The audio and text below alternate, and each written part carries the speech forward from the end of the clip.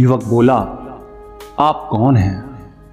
बुद्ध ने कहा, ये जगत के लोग मुझे बुद्ध कहते हैं। युवक बुद्ध के चरणों में गिर गया और बोला कि हे बुद्ध, आप मुझे अपनी शरण में शामिल कर लें।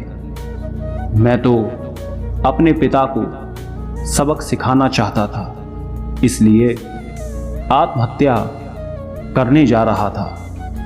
बुद्ध ने कहा कि आत्महत्या करके कोई इस शरीर के साथ कुछ भी नहीं कर सकता।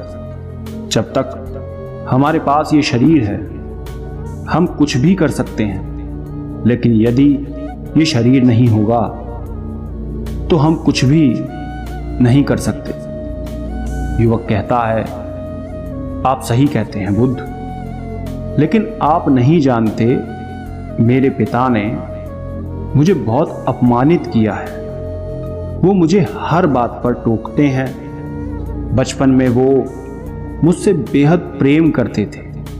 उसके बाद उन्होंने मुझे शिक्षा प्राप्त करने के लिए गुरुकुल भेज दिया।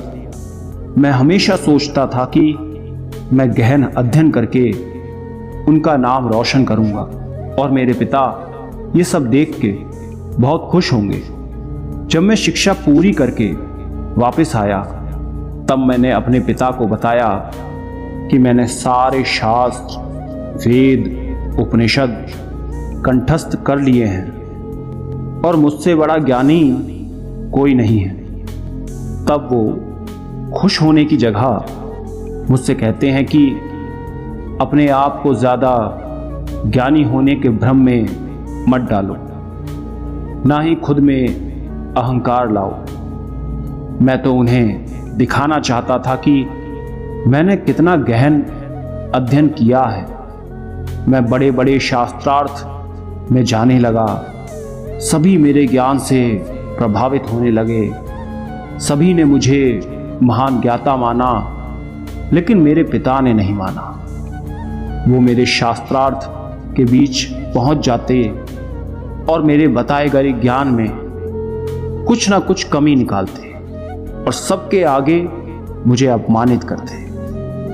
वो मेरे साथ रहने वाले मित्रों को भी अपमानित करते थे, ये कहकर कि वो मेरा जीवन बर्बाद कर देंगे, क्योंकि वो मेरा साथ देते थे, मेरे ज्ञान की प्रशंसा करते थे।